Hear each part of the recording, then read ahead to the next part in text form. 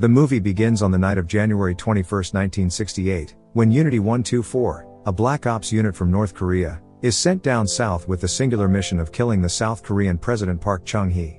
Unit 124 was intercepted by the Southern forces a mere 100 meters from the presidential Blue House and was assassinated or captured. When they ask what the purpose of the infiltration is, the lone survivor of the unit, Special Agent Kim Shin-jo, proudly replies live on television that he came to slit the throat of President Chung-hee. When the media asks what kind of soldiers the deceased members of the unit are, he says they are specialists in murder, arson, kidnapping, and military explosives. At that time, many South Korean government officials were randomly attacked by unknown people. That night, a hitman named Kang In-chan is on a mission to kill a South Korean government official. Kang and his men came to a party attended by the official and immediately attacked. At that moment, Kang immediately goes to the government official's room and kills him with a knife. Unfortunately, their action got discovered by the police, so Kang had to directly run away. The pursuit didn't last long because the police officers caught him and took him to the police station. In the court, they sentence him to death for killing a high-ranking government official, despite his surviving the attack. Before Kang's execution, a man came to him. The man says that his father, Kang Min-ho, was a fencing master who got arrested as a resident spy. But he escaped during his trial and was never found, so they assume he escaped to the north. He says he knows he is his only son and that after middle school, he tried to find work and applied 12 times in 2 years without success. He also tells him that he knows that when he was 17, he was recruited by the Jindo gang, and now he is convicted of death for attempted murder.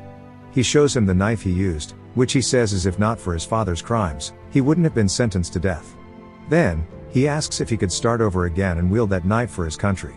On the other hand, the South Koreans continue their execution of North Shin-jo, who was smoking before his execution. A few days later, Kang and 30 other prisoners are taken to Silmito by boat. In the middle of their voyage, some prisoners start to act stupidly, and one even asks a soldier for a smoke. Then, the man asks the soldier to drop his gun and badge, fight him man to man, and start cursing at the soldier and other prisoners. A fistfight starts between the prisoners, causing the commander on board to open fire. As he sees they are near the island, he orders to put the ship to stop and tells the prisoners to get in the water before he counts to 3. When the prisoners refuse to do so, he starts firing in front of them and throws a grenade, so they don't have a choice but to jump off and swim their way to the island. When everyone reaches the island, General Jae-yun, who turns out to be the one who spoke to Kang in prison, speaks. He says he's a soldier while they are death row convicts or men from society's gutter, but if they put on the same uniform, their goals become one. He says that they will unite under a single task to safeguard their nation and unify their homeland.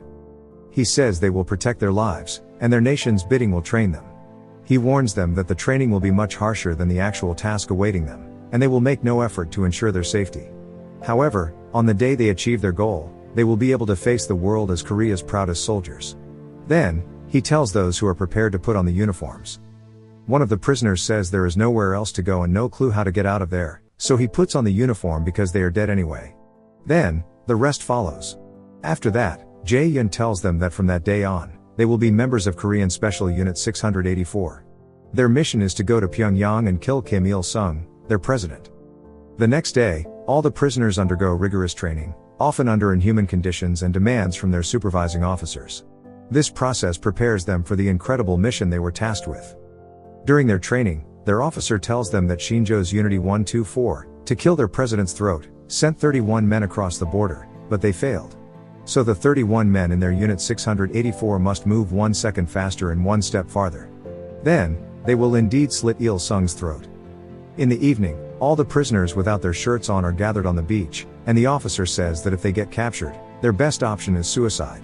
He says they will provide them with tools for quick and precise suicide, so they must learn the methods thoroughly. He warns them that if they fail to suicide, they will face continuous torture. Then, they proceed with the drills. He says that if they scream during the drills, it will be the same as revealing secrets to their enemies and that disclosing that information puts the lives of the whole unit in their enemies' hands. The soldiers begin to put a hot iron on their backs as if branding them. The prisoners who could not endure it immediately entered the seawater, leaving the 3 strongest prisoners, Kang In, Sung Pil, and Gun Jae. Jae-han asks them what they were thinking to endure it because it can't have been easy. Then Sung Pil says he believes he must go to Pyongyang. Kang says that Sung Pil did it, so he has too, and Gun Jae says that what else can't he does not endure, for he has led his gang member for years. The 3 were then appointed as leaders of 3 groups of 10 prisoners.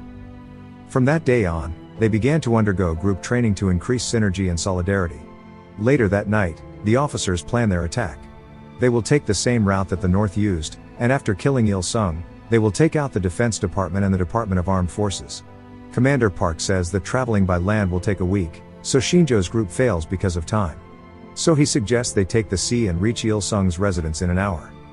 The next day, the units trained underwater. Then, they prepared to cross the ravine using a rope bridge. While doing the exercise, the officer says that each group has 65 seconds to complete the task and that if they are 1 second later, they will be riddled with bullets. One of Kang's group members suddenly couldn't continue training because he was exhausted. Kang then orders the member to hang from the rope so the other members can pass. When Kang returns to cross the rope bridge to pick up his sick member, the member suddenly falls onto the rocks because he can't hang anymore. That night, Joe says it's a splendid decision to pause and save one life. Still, all of them would have died, so if the same situation occurred in the future, he wants them to remember it today. In the following days, all the prisoners began their training earnestly because they wanted to die honorably as soldiers for their country. As a result, their abilities have significantly improved, and they can pass every challenge well. That night, Joe says he's been to Pyongyang over 20 times but never dreamt of killing Kim or blowing up his place. He says he has never had colleagues like them and tells them they will depart tomorrow night. He then toasts the 31 most muscular men, including the deceased. After that, he tells them to stay within the ground and enjoy themselves tonight. The following night, despite the terrible weather, they still deployed the soldiers to carry out their mission. Jae-yun, Joe, and other official military forces immediately paid their respects to Unit 684 as they departed for North Korea. All soldiers rode enthusiastically and were full of nationalism to defend their country. Shortly after, Jae-yun receives a call from the government's leadership to cancel the mission. Furious about the news, Jae-yun immediately orders Joe to pick up Unit 684 to bring them back.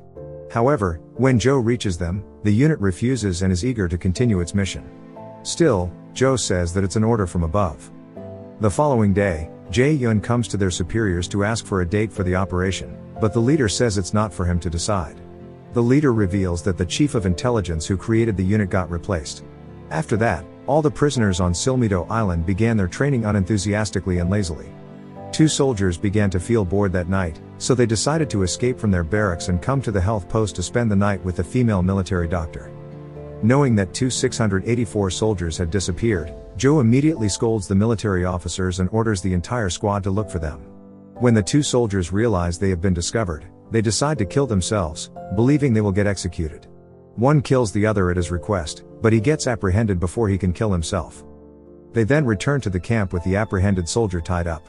They made him watch his fellow members being beaten by guards for the 2 men's betrayal. Enraged, Kang takes his guard's bat and kills the soldier for bringing disgrace to the unit. After that, Kang asks Jae-yun to send them to Pyongyang. It doesn't matter if they beat or kill them, just send them there.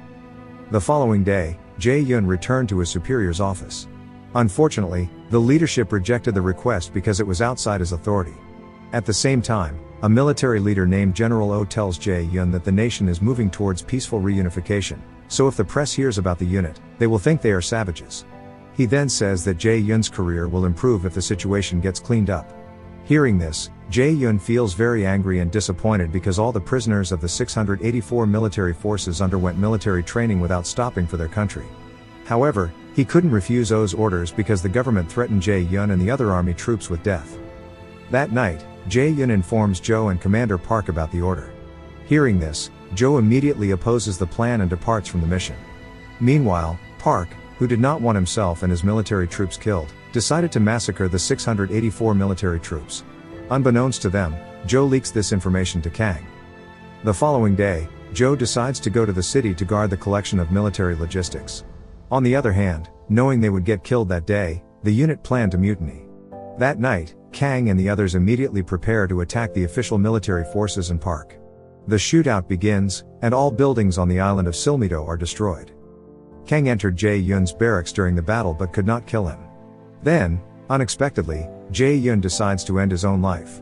After that, Kang rejoins the other members to fight against the military forces. On the other hand, while Gun-ae is mourning his best friend's death, he is shot from behind by Park. But not long after, Park was finally cornered and shot dead successively by the entire unit. At that moment, He tells the unit that they legally no longer exist and never would have received recognition for their mission if it succeeded, nor even be allowed to return to society. After hearing that, they decided to go to the capital and protest against the government's willingness to formalize their military force as official troops. The following day, the remaining 20 members capture a bus containing civilians and head to Seoul.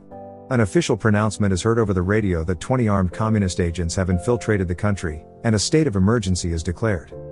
They were forced to confront the government's official military forces in the middle of their journey, who had been prepared to stop them from reaching the Blue House. As a result, one of their members died, bringing the unit's sadness to a head. When they arrived in the capital, they were met with several special military forces. Jo went to the location to rescue them as soon as she heard about them. He attempted to persuade the capital's captains that the 684 military forces were not a communist organization, but a government military force formed secretly. The captain of the army troops there, however, ignored Jo's words. Military Forces 684, seeing that Jo could not save them, felt demoralized to continue their plan. Sung Pil admits he regrets sending captives to Silmido for military training. After all, they had no choice but to confront the surrounding army forces. The shootout between the 684 military forces and the government military forces took place once more. They begin to die one by one, while the remaining members attempt to write their names on the bus wall with blood to demonstrate that they exist and have the nationalism to defend their country. To avoid further bloodshed, the surviving unit releases the civilian hostages. At the last moment, all unit members decided to perform their national hymn before finally being killed by blowing themselves up with grenades. He feels guilty and responsible for what happened to them, however. Following the bus explosion, many media outlets portrayed Unit 684 as a communist group seeking to overthrow the government. Fortunately, Jo did not give up and continued to fight to restore the good name of all the prisoners who had joined the military forces. When South Korea's military dictatorship ended several years later, Jo revealed the truth about Military Forces 684 to the media and the public. The movie ends with the government naming the 684 military troops trained on the island of Silmido as heroes who have served the country. Thank you for watching. Subscribe for more videos like this to help the channel out. Have a nice day.